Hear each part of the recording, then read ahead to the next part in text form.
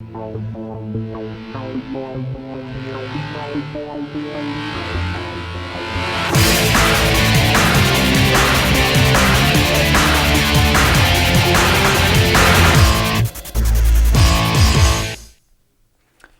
and welcome, I'm Amos Davidson. And I'm Anna Colleague.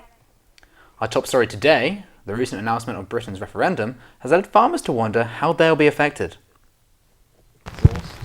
For more than 50 years, British farmers have had close ties to the EU. Now though, the EU referendum raises questions for how much longer that relationship will continue, due to the deal made for Britain and the EU in or out vote coming on the 23rd of June this year. The National Farmers Union are concerned. In a worst case scenario, I think you'd see a lot of farm businesses just collapse. At the moment, commodity prices are very, very low. So there are a lot of farm businesses that are very heavily dependent on the monetary aid they receive from the EU. So if you were to remove that, there would be some farm businesses that would essentially close overnight.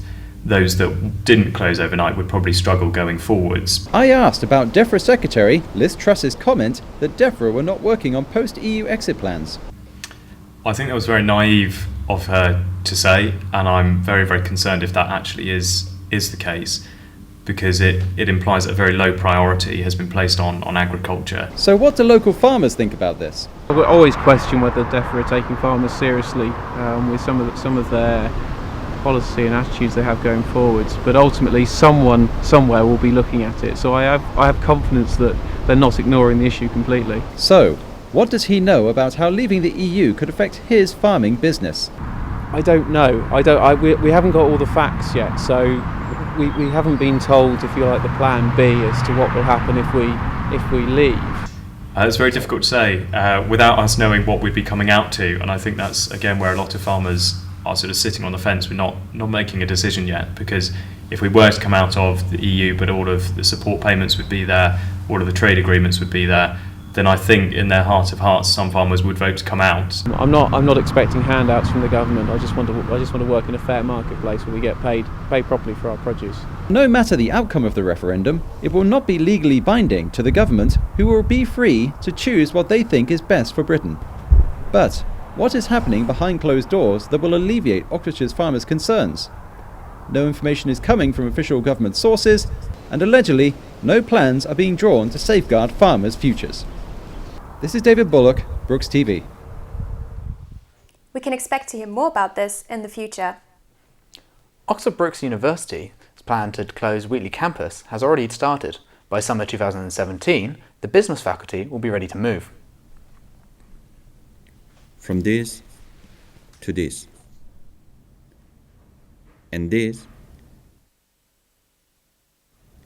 instead of this. 2016 is bringing long-expected news for Brookes University. Its plan to update Haddington campus has just been approved. 2 buildings are being refurbished to host business school and replace the current faculty now based in Wheatley. So the business school will be moving from Wheatley and to Clerici in the Gypsy Lane in June 2017. And that will obviously then leave the campus at Wheatley free for us to reconfigure where the students and staff will move. However, Brookes' plan for Wheatley, when all faculties leave, is uncertain. At the moment, there are lots and lots of ideas and possibilities. What we are clear about is that we will not have a campus here. Project is part of the £130 million investment plan that Brookes will develop during 10 years. JHB was the first step. Clerici building will change now into a contemporary design as well. Works just started in this Clerici building at Haddington campus, and business school should be here by summer 2017. The idea to concentrate most of the academic and research activities in Haddington has been welcomed by Brookes students and staff. But it is also expected some overcrowded problems. Moving to the refurbished buildings at Haddington is going to be really, really good for students and staff. I think the staff will benefit because they'll have nicer working environments, and I think the students will benefit too because they're going to have better facilities. And it's really close to come here and then go to the city or just go home. I don't know how many people study at Wheatley, but it could be as it's quite busy here already. The development of this new phase of the statement plan allows university to go ahead in the aim of getting a totally redistributed academic space. But this won't be completed before 2025. This is Marcos Quintas for BrookesTV. Is living by the river any different to living in a normal house? Now, we report from a boat. This is Helen McGregor, one of many people in Oxford who lives by the river. Ever since I was a child, I either wanted to live in a boat or a treehouse or a windmill. And when I moved to Oxford, I was living in a flat and the landlord was selling the flat, so I had to find somewhere else to live. And a friend of mine said that a friend of hers wanted to rent her narrowboat, so that was my chance. And this is my stove, so this is my source of heating, which is a solid fuel burning stove attached by back boiler to radiators. So as long as the stove is going, it gets really nice and warm, but obviously it's hard work keeping it going, and it's dusty. So by the end of the winter I'm fed up with it. So lugging coal around, likewise gas, I have to get gas canisters for my hot water. So there are more chores, and you don't take things for granted. Do you have any worries about sinking? Yes, especially the first week I spent on the boat, I hardly slept a wink. As soon as I went to bed, I would just be consumed with fears that the boat would capsize and that I would be stuck underneath. And then somebody explained to me that a narrowboat can't capsize because it's a flat bottom. It would just be impossible because the bottom is much heavier than the top, so it would be absolutely impossible for it to capsize. So that meant that I got a good night's sleep at last. Is it safe to live by the river? I feel very safe along the towpath. It's quite a tight community. The thing is that in streets often you don't know your neighbours, whereas here we all know each other. So if I'm walking home late at night, I know that I can just shout a name of someone if I was in trouble on the towpath. So I feel generally very safe on the towpath. There might be. Living in narrow boathouses is not as simple as it sounds. There are so many responsibilities that you must undertake. But if you are committed to live by the river, it is possibly a wonderful experience. But for now, we must leave this river haven. Bye. This is Chow Lee, BrookesTV. A big celebration is happening now in Oxford's art scene. One of the galleries announced a year of exhibitions. Modern Art Oxford, a centre of contemporary visual culture, is celebrating its 50th anniversary with a new year-long exhibition. Over the next 12 months, at the gallery on Pembroke Street, we have hundreds of different exhibitions combined in one title, Kaleidoscope. Iconic works returning to the gallery from across the globe will be presented as part of a dynamic program of new commissions, performances and events by the current generation of artists. We don't think anyone's ever done anything like this, and it's quite special for Modern Art Oxford because we've never been open for a full year before. We always close down after every exhibition to take it down, to get the next one up. There's normally a 2-week break, so it's quite nice that the public can just come in at any time and see art.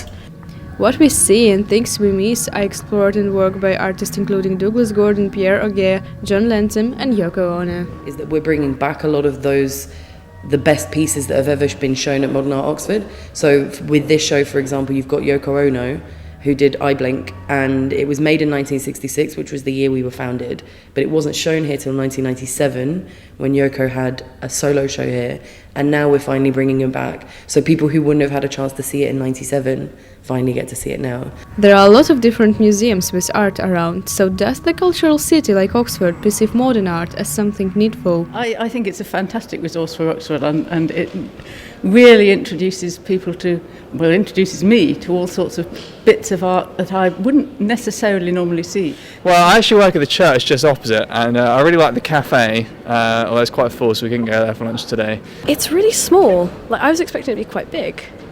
I think it's a great idea to have a modern art museum in Oxford because it's promoting the modern art that's created in the city. I think some modern art's rubbish. I think some modern art's challenging and makes us rethink the way we are in the world around us, so it just depends on what modern art you're talking about, really. If modern art is something for you, you have to decide yourself. Is it random and effortless or actual talent? This is Ala Vovk for BrookesTV. That is all for this half. We'll see you after the break.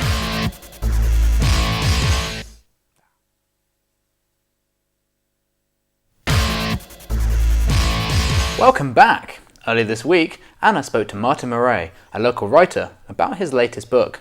He told us how fast you can write a book when you do it on the bus. It depends on, well, you don't have much time, you've got a day job as well, so I spent about an hour each morning on the commute from London to Oxford on the Oxford Tube. The great thing about that is that they have a table, it's a double-decker bus, and they have a table downstairs, so you can set up your laptop and have a little mini studio in effect. Yeah. But the Westerns, which consist of a series of 5 books, took about 18 months to write in total. Okay.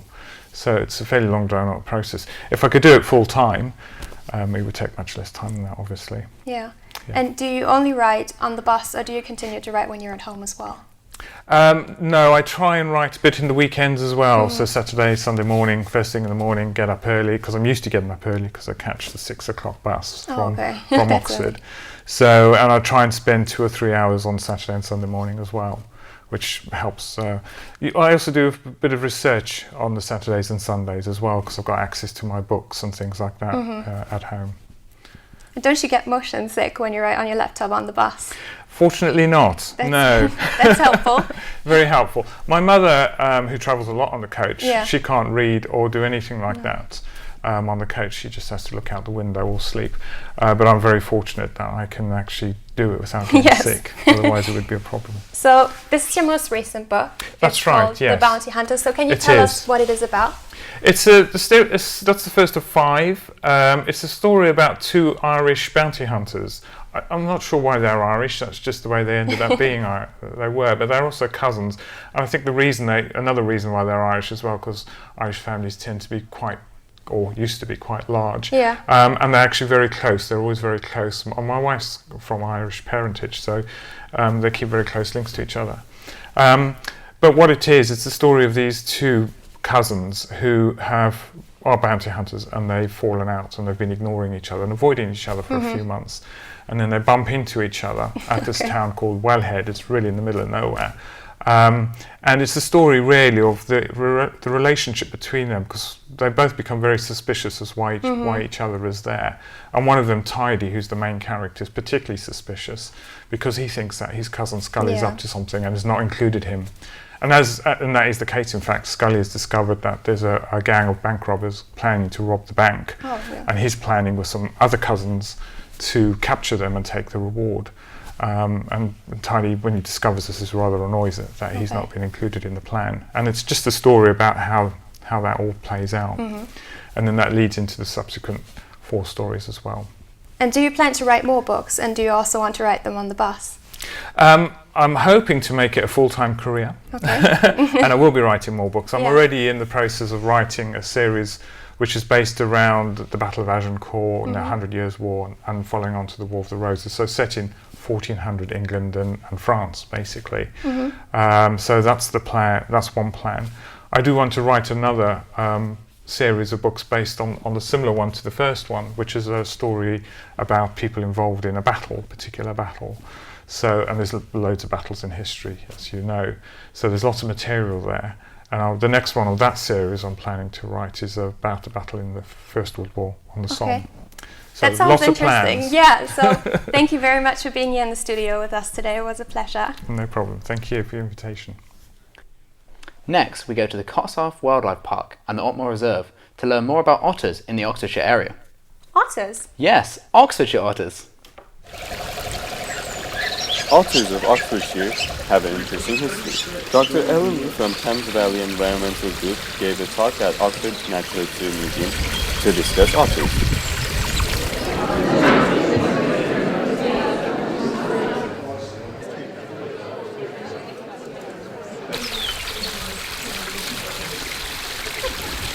Well, since 2007 was the first time we got evidence they were here, and since then we've had at least 2 lots of cubs produced, which is fantastic.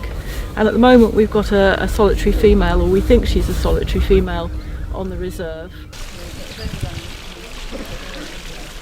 Yeah, in the Western Thames in the 1990s, and they've been spreading eastwards and southwards ever since. Decline in the otter population started in the probably in the late 1950s, due to the introduction of new types of chlorine-containing pesticides like aldrin and dealdrin. And these concentrated themselves in the otters because the otters ate fish and the fish had eaten crustaceans. Dr. Ellen Lee also agreed to an otter spotting walk in the Otmoor Reserve outside of Beckley, where she showed how to spot otters and also talk about how Oxfordshire becoming a greener, more environmentally conscious county has helped the otter population in the area. You know, over the last 20 years I would say that otters have been coming back into Oxfordshire. They first kind of appeared in the Western Thames in the 1990s, and they've been spreading eastwards and southwards ever since. And now my best guess would be that there are otters on pretty much all the main rivers and on the tributaries of the main rivers in Oxfordshire. This is Barty Küknar for BrookesTV. And now sport. On the 13th of this month, Oxford City Stadium hosted a tough match against a tough team. They are 7th in the league, now confronting with team number 1, Ebbsfleet United. Training hard ahead of their match against the number 1 Ebbsfleet United in Vanarama National League South, Oxford City were doing their best, hoping to make up for the last heavy defeat with Wiston Supermare. Everyone was a bit down, a bit upset, was a bit embarrassed actually, because we was losing 3-0 at half time, down to 10 men, so we need to put it right tonight at training, and then on Saturday we need to go and get a win.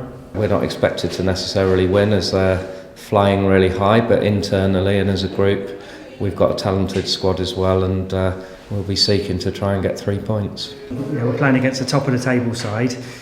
We've played them twice already this season and we've got positive results against them both times, so there shouldn't be anything for us to fear.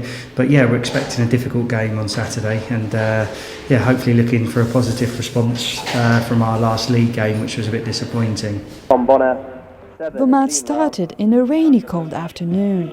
Ebbsfleet fans dominated the atmosphere. James Roberts kicked the first half. Not long later, John Azemendi appended Cook, earning a yellow card, which will become a theme of the match. 8 minutes in, McLean struck a header to get the first on the score sheet. Violence continued, resulting in another yellow card, and by Fleet this time.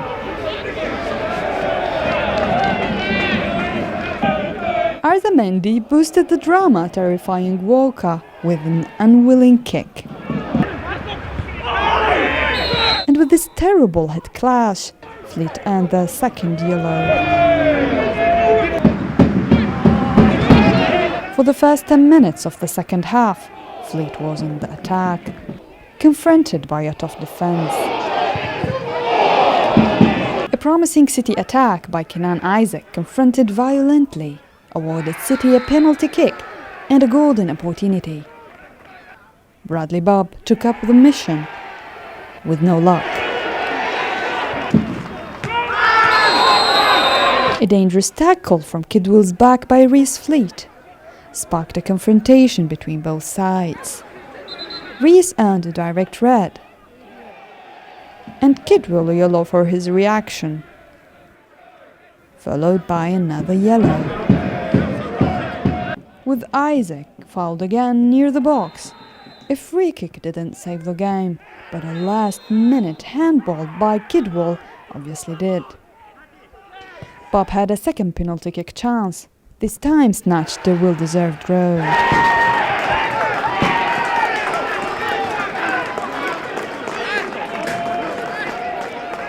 This is Lina Alcazar for BrookesTV. That's it for this week. Thanks again to Martin Marais for joining us in the studio, and thank you for watching us. Don't forget, you can watch all our previous episodes on our YouTube channel. And if you have any news stories, feel free to contact us by emailing brookestv@brookes.ac.uk. See you soon. Goodbye.